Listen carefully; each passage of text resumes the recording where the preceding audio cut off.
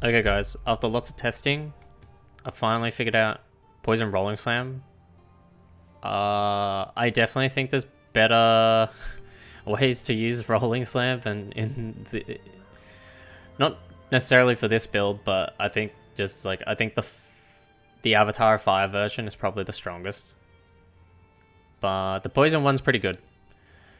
Okay, so after lots of testing with the amount of poisons and all that kind of stuff, I came to the conclusion that we want only 1 plus poison, so 2 poisons, and we're trying to scale the poison damage of the second slam and the second slam's Aftershock, because it has the highest attack damage. And then, yeah, we just scale the duration and ailment as much as possible. I'll show you the one shot, and then I'll show you the version that I recommend. So you just get your rage up using the orb.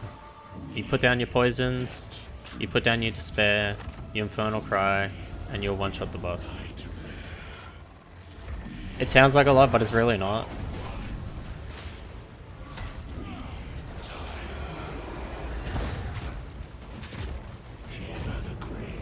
There you go, and you one-shot the boss. Cool.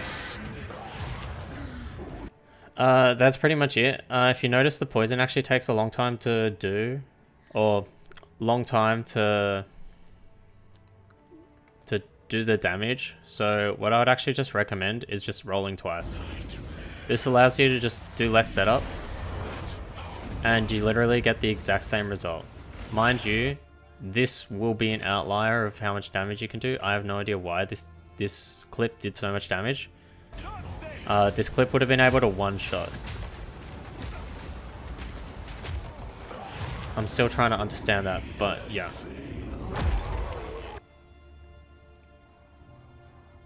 There you go. So this is what I recommend you do.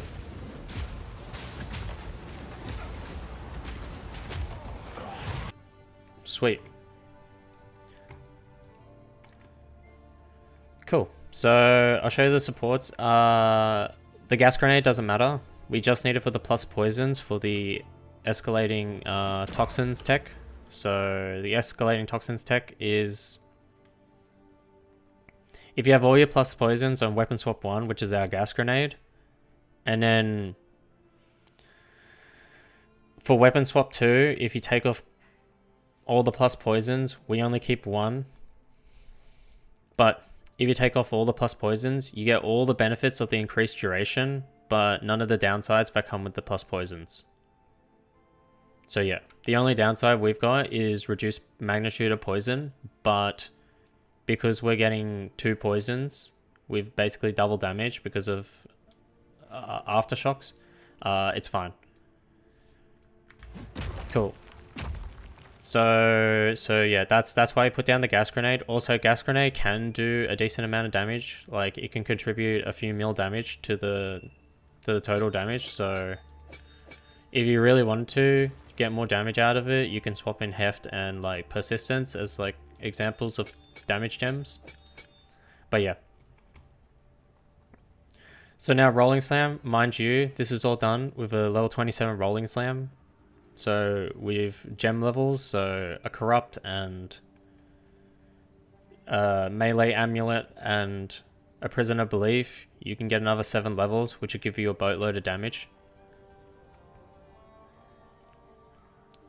So talking about the supports, execute, reverberate for aftershocks, deadly poison, ambrosia, and concentrated effect. Ambrosia is extremely important. It allows you to shock with the first slam, which will then give shock benefit to all the other slams.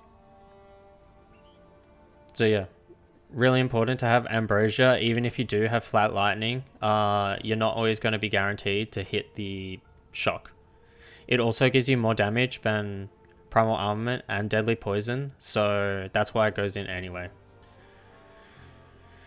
Reverberate, you just need these 2 points on the tree and you'll be pretty much aftershock capped. I'm at 90%. With 1 point I'll be 120%, but 90% is good enough for me, especially because we're attacking twice, so I just get more damage.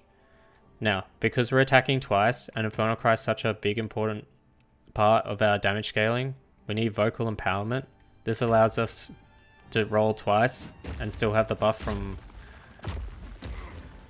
Infernal Cry and its supports. So that's very important.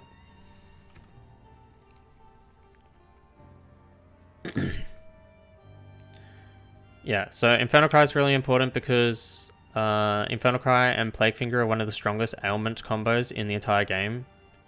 So, yep. Raging Cry, Enraged War Cry, Premeditation, Ingenuity. Ingenuity is good if you don't have enough damage or you get unlucky where you need to roll a third time. By the time you're done your second roll, the cooldown will be finished and you'll be able to War Cry again. Solar Orb, we only care about Fauna Rage, but Fauna Blood is good because you're probably going to take some damage. Despair, the only one that matters is Hide and Curse. This gives us a 27% reduced Chaos Res if you're trying to do max damage. And then Curse Ground, Ritualistic Curse, and Spell Echo if you want to. Cool. So all you want for gear really is just, you really need to hide damage mace. It can be any combination of damage because we got Plague Finger and all of it will contribute to the poison magnitude. And then you just need high levels of melee skills. Deepest Tower is important to scale the damage. Everything else is replaceable in terms of like the damage. I just use Calm's Heart and Defiance of Destiny because it's one of the strongest life defensive combos and allows me to AFK T4 Sim while still being able to 1 or 2 shot T4 bosses. Okay, that's pretty much everything. Jewels, whatnot will be in the description when I release the POB, and that's pretty much it. Same business as always. I might as well just go through my ranking of where I think Rolling Slam fits in terms of how good it is. So Sunder's easily the #1 skill because of how much damage potential we have with all these access to these crit damage bonus nodes. Our pathing is just too convenient for this stuff. That with Sunder, we can just get too much damage. So even though we need to swap in Corrosion as a gem, the one-shots are just so easy. Currently, I can one-shot 76 mil HP Zest with the same mace. Yeah, so that's the potential of Sunder. And that's with no more extra gem levels. If I got more gem levels, the damage ceiling's like potentially looking at like 150 mil. So now, Rolling Slam, I actually put it #2 because if you're doing the 2 Rolling Slams, all you need to do is just this, two gas grenade shots, Infernal Cry, and you'll be able to 2-shot the boss. And all you need to do is just hold down right click and you'll die. That to me is just so easy to set up. Yeah, I think it works really well. Next I'll put in Gas Grenade. Gas Grenade has so much damage potential. With Ming's Heart and my very expensive crossbow, I was peaking at about 10 mil DPS with all of my, damage boosting like Gathering Storm and the Curse and some Rage. I was peaking at tons of damage. Yeah, there is a bit of setup, but because we have so much skill effect duration and because all the setup is like persistent, it's actually very easy to get up and it covers the entire arena pretty much. So it's like a lot of setup, but it's actually very easy to do. So yeah, it's like Gas Grenade has a lot of potential damage and 10 mil DPS is fucking insane. And yeah. And then, yeah, that's my top 3. And then Shield Charge and Infernal Cry, if you're using like the Nebulok tech, it's good. So Shield Charge has a lot of potential. The problem is it's just the chance to gain the Endurance Charge. You're just leaving it to chance. So sometimes it can take like 4 or 5 goes to get the Endurance Charge, which is a bit annoying. And then Shield Charge itself has some like hitbox bugs. Yeah. So Shield charge is just a little bit inconsistent, but in terms of raw damage, it's right behind Sunder in terms of potential damage. Now, Perfect Strike's an interesting one. I'm actually thinking of doing like a non-crit version, because I should be able to just basically just put down my grenades, do this, and then do a Perfect Strike, and 2 Perfect Strikes should be able to kill the boss, which will be really good, and it requires very little setup. But yeah, it was still cool to basically pretty much one-shot a T4 boss with Perfect Strike, so I'll freaking take that. Yeah, and then we're not going to talk about Plasma Blast. My next skill is probably going to be High Velocity Rounds. I do want to, if you guys have any opinions and stuff like that, so what I'm thinking of doing is using the Last Lament on a weapon swap. Now, this line here, sacrifice 300 life to not consume the last bolt when firing.